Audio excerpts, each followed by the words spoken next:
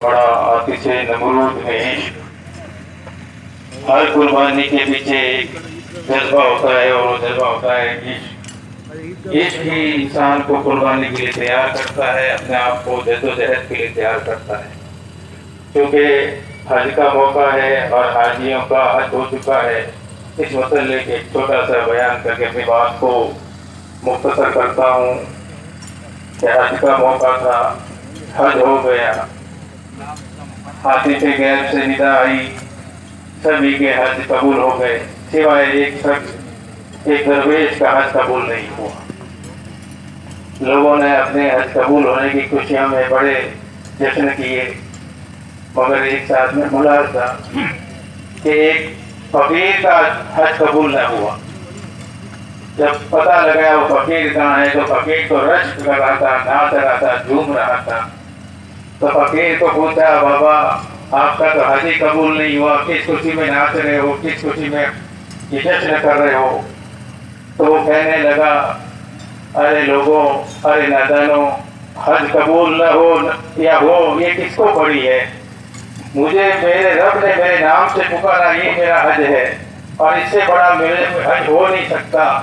और जब वो इस कदर में पड़ गया तो ये गिलाफे काबा की तरफ पकड़ के उसने एक बार कहा, लब्बैक अल्लाहुम्मा लब्बैक। तो आतिश गैब ने निदा दी, कुदरत की तरफ से निदा आई, लब्बैक या अब्दी, लब्बैक या अब्दी, लब्बैक या अब्दी। जब फकीर ने एक बार कहा कि मैं हाजिर हूँ, ए रब तेरी बारगाह में मैं हाजिर हूँ, तो रब की तरफ से 3 बार आवाज आई, ए बंदे मैं भी तेरे लिए हाजिर हूँ, ए बंदे मैं भी तेरे लिए हाजिर हूँ, ए बंदे मैं भी तेरे लिए हाजिर हूँ। जब फकीर एक बार आवाज देता है तो रब 3 बार को जवाब देता है। इससे बड़ा तो हज हो नहीं सकता उस फकीर का। तो मैं बात ये कर रहा था, हर इश्क के पीछे एक कुर्बानी और हर कुर्बानी के पीछे एक इश्क होता है। इश्क के माने हवस नहीं है, इश्क के माने अब कोई पूछे मोहब्बत और इश्क में क्या फर्क? तो जहाँ मोहब्बत की हदें खत्म होती है वहाँ इश्क की हद शुरू होती है।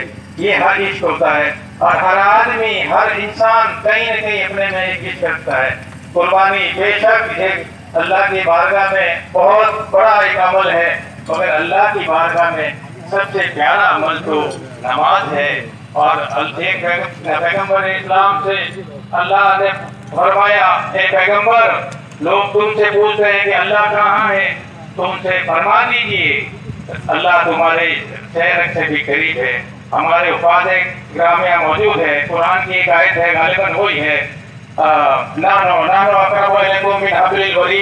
मैं तुम्हारी सांस की नली से भी करीब हूँ।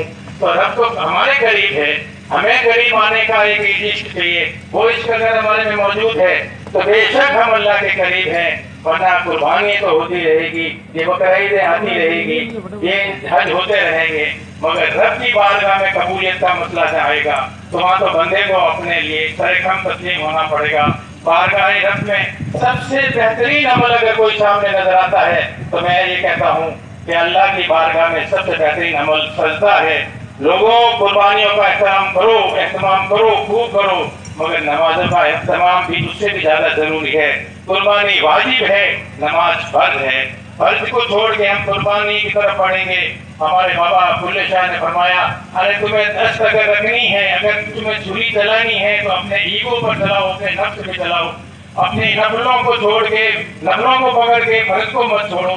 ये एक बात एहसास है, एक एहसास कमतरी है, एहसास मातबरी पैदा करो लोगों।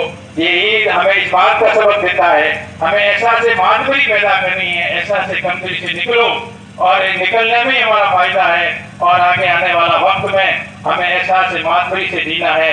ये इस ईद का एक मैसेज है। इसी मैसेज के साथ मैं आगे